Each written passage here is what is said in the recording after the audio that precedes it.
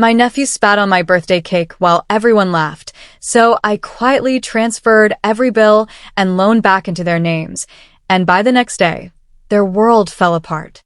My name is Mia, 32M, and what happened last weekend changed everything I thought I knew about family.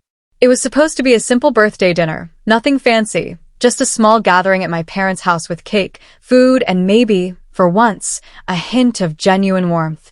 Instead, it turned into the night I finally realized just how cruel my family could be and how long I had allowed them to walk all over me without ever saying a word. For as long as I can remember, I've been the responsible one, the fixer, the helper, the one who quietly stepped in whenever someone else fell short.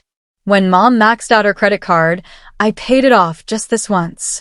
When Dad's car loan became too much, I covered the payments until his bonus came through. And when my sister, Rachel, who's 35, complained about how hard it was raising a kid alone, I was the one sending money without being asked.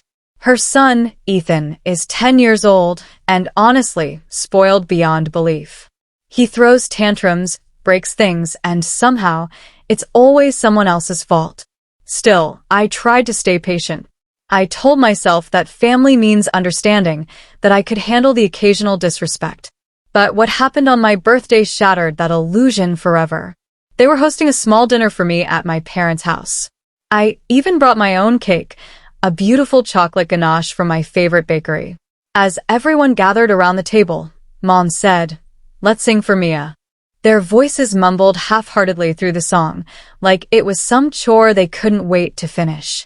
Then, just as I leaned in to blow out the candles, Ethan stepped forward, smirked right at me, and spat on the cake. For 2 seconds, the room fell completely silent. My heart stopped. Then Rachel laughed. "Oh my God, Ethan, you're so silly." Dad chuckled. "That's boys for you." Mom shook her head and said, "It's fine, Mia. We'll just scrape that part off." I stood there, frozen. My hands trembled. And then Ethan looked me straight in the eye and said, "You don't deserve it anyway." And just like that, the whole room burst into laughter. My family, the people who were supposed to care about me, were laughing like it was some comedy routine. My own birthday had turned into a spectacle of humiliation. I didn't yell. I didn't cry.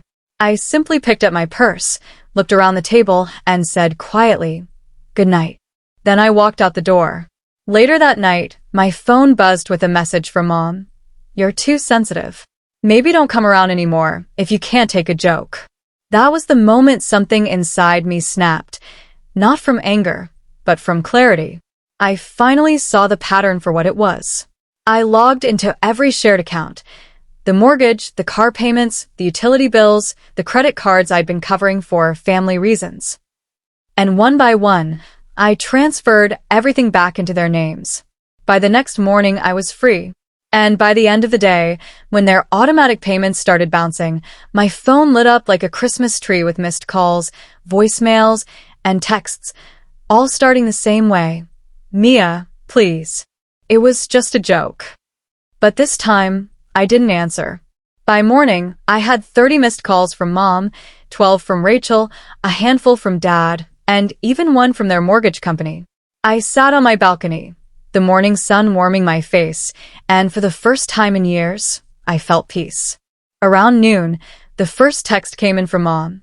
"Mia, honey, can we talk? There's been a mix-up with some of the bills. I think something got changed accidentally." Accidentally. The same accident that made me pay their $2,400 property tax last year. The same accident that left my name on Dad's car loans so he could get a better interest rate. By 2 o'clock, Mom switched her tone. "We didn't mean what we said last night. You know how Ethan gets excited. He's just a kid. You're taking this too far. Family helps family." That last line made me laugh out loud. Family helps family? Sure. As long as I was the one doing all the helping. By evening, Rachel called.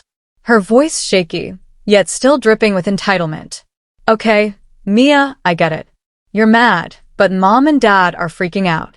You can't just pull out of everything. You know they rely on you." I let her talk. She rambled about late fees, credit alerts, and how Mom was losing it. When she finally paused, I said calmly, "Rachel, when your son spit on my cake, you laughed. When Mom told me not to come around, I listened. So I didn't. I just took my things back." Silence. Then she snapped, "You're being dramatic. You're ruining the family over a joke." "No, Rachel," I said softly. "You all ruined it a long time ago. I'm just done paying the bill for it." That night, my phone kept buzzing every few minutes until I finally muted it and let the silence take over. The next morning, there was a knock at my door. It was Dad. He looked exhausted, his shoulders slumped, his face harder than I remembered. He started with his favorite line. "You know, your mother's been crying all night. We made one mistake, and you're punishing everyone." I looked him dead in the eye. "You didn't make one mistake, Dad. You made a pattern." He just stared at me, said nothing, then muttered, "You've changed," before walking away. Maybe I had. Maybe for the first time, I wasn't the doormat anymore. It took less than 3 days for the real chaos to begin.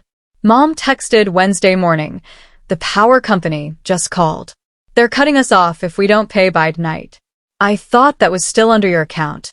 It used to be. Not anymore. By noon, Dad's credit score had dropped 50 points. Rachel's car insurance lapsed.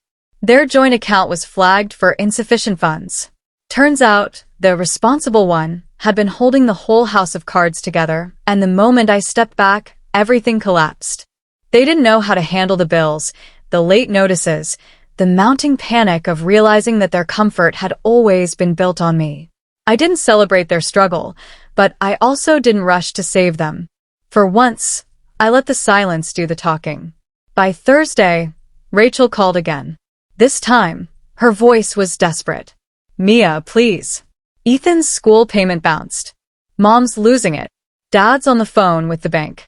You can't just do this to us." I almost laughed. "Do this to you? Rachel, I didn't do anything. I just stopped cleaning up your mess." There was a long pause, then a quiet whisper. "You really hate us, don't you?" "No," I said gently. "I just finally love myself enough to stop letting you treat me like garbage." After that, the calls slowed. Not because they gave up, but because they were too busy scrambling. My aunt even messaged me, saying Mom had been calling everyone, telling them I'd cut the family off for no reason. Funny how her story skipped the part where her grandson spat on my cake. By Friday, I got a call from Ethan's school. Apparently, Rachel had listed me as the emergency payer for his tuition, and when the payment failed, my old account was flagged. I politely cleared it up and removed my name from the record. The principal said, "Sounds like you've been handling a lot for them." I smiled sadly. "You have no idea." Saturday morning, Rachel sent one last message.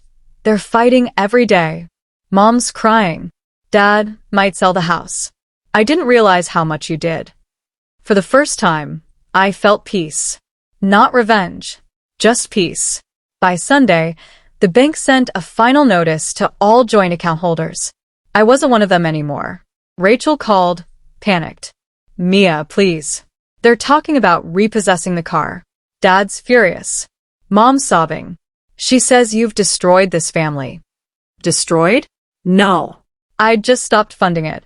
That evening, I drove to their house one last time to return the remaining documents and spare keys. Dad sat on the porch, head in his hands. "You really made your point," he said quietly. "But families shouldn't do this to each other." "You're right," I replied, handing him the folder.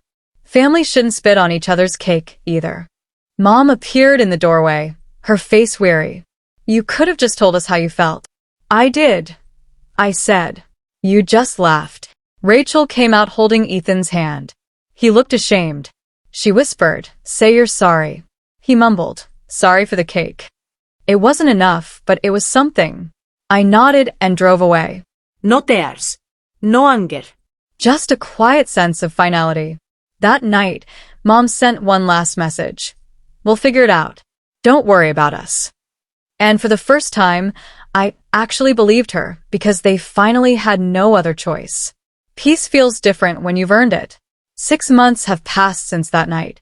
I've moved into a new apartment, changed my number, and for the first time, my money, my time, and my energy belong entirely to me. Then one morning, a letter arrived in my mailbox. No return address, but the handwriting was Mom's. We sold the house. It began. Your father's working part-time again. Rachel found a place of her own. Ethan started therapy. It's helping. He still asks about you. The letter ended softly. You were right. We didn't see what you did for us. We thought love meant taking, not giving back. Maybe one day we can start over if you want to. I read it twice, folded it carefully, and placed it in a drawer. I didn't reply, not yet. Maybe someday. That evening, I baked a small cake for myself. The same chocolate ganache as before. I lit a single candle and whispered, "Happy birthday." Not because it was my birthday, but because, in a way, it finally felt like one. A rebirth. Because true peace doesn't come from keeping everyone else comfortable. It comes from finally standing up and saying, no more. And for the first time in my life, I truly meant it. Like and subscribe for more stories of strength, boundaries, and finding peace.